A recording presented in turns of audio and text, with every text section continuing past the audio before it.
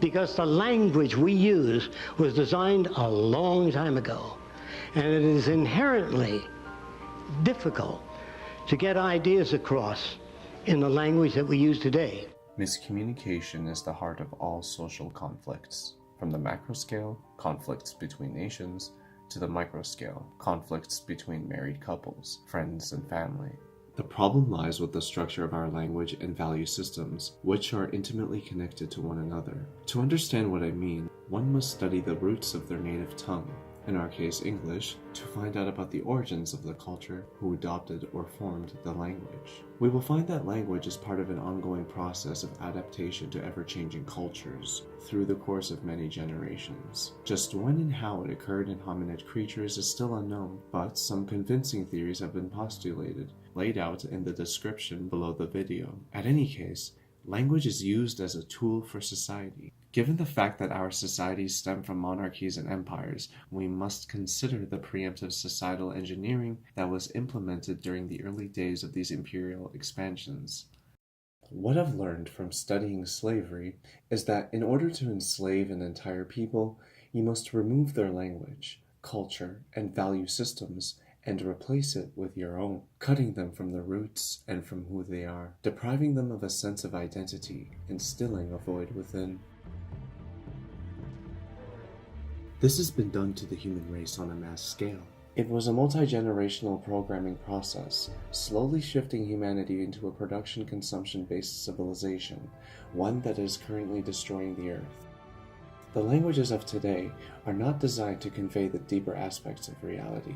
They limit our form of expression, pushing thought through a filter that takes away the core of any idea conveyed by someone who's speaking from a different value system. So how do we convey ideas in a way that is not subjected to interpretations, in a way that clearly conveys the core meaning of the expression? Part 1. The language of engineers. Language is a tool.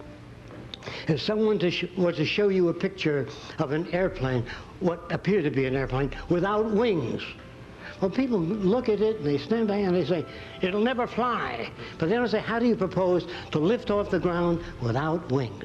That's the key to communication.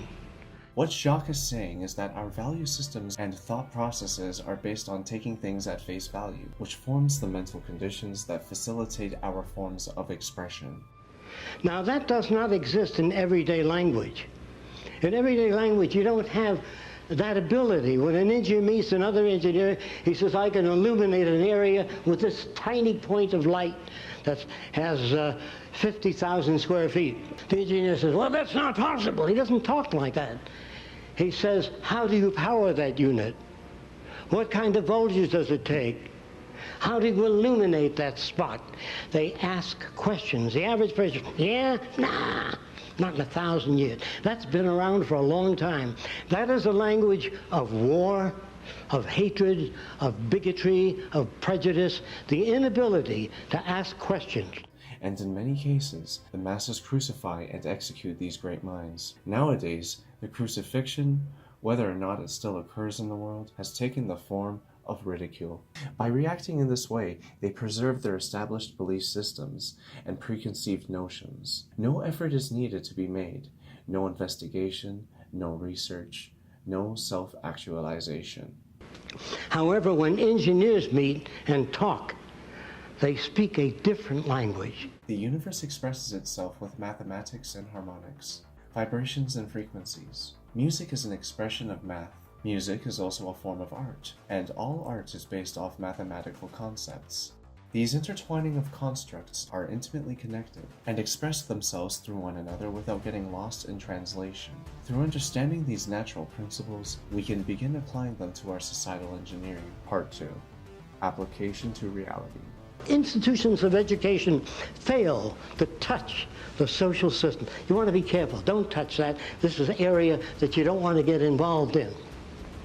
Well, in order for you to grow, in order for you to make the world a better place, you have to face this situation. It is an unfortunate truth that we have educational systems that were put in place by monetary slave masters. So in their design, the educational systems presented to us are purposefully dull, for even the vast majority of schooling, architecture, and design is similar to that of prisons. These institutions do not educate the young people about these social concepts, and they must do so if we are to raise a generation of truly intelligent people.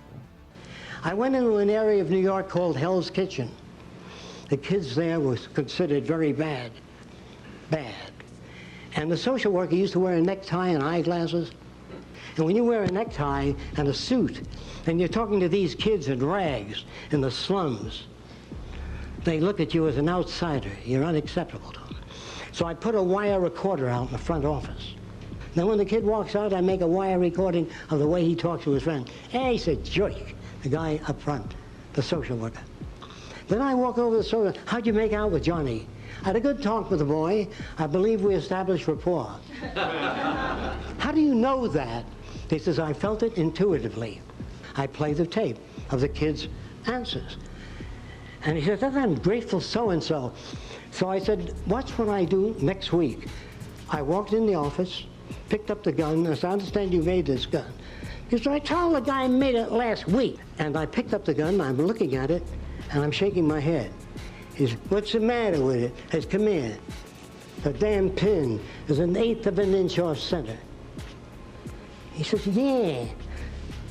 And I said, if you put a couple of washers on the side, you can move the pin right on center. He said, hey, do you work here? I said, what, with those jerks? Nah. Can I bring my friends over to meet you?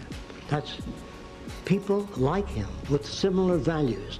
Then you go to work in their terms, not your terms. And I brought a gun in for them to look at and said, I made this gun. Wow, they said. I sure would like to be able to make a gun like that. I said, well, I can help you do it. I know I'm going fast and over a lot of joints. You have to make 3 views to the gun so it can be made. He said, yeah, I'm gonna learn to do that. So I set him up on a drafting table, and I took him from guns to water skis to other things. Today, a lot of them are engineering draftsmen.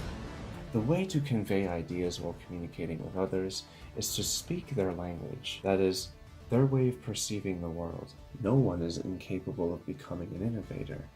It all starts with the approach to the situation, with an open mind and with awareness. An accumulation of separate actions of kindness between people will lead to a universal species with a universal language based on education, love, and understanding. Part 3. A new form of expression. Through my experiences with communicating with people, I find that we are locked into a rigid form of expression that leads to misunderstanding. All too much, there is misunderstanding.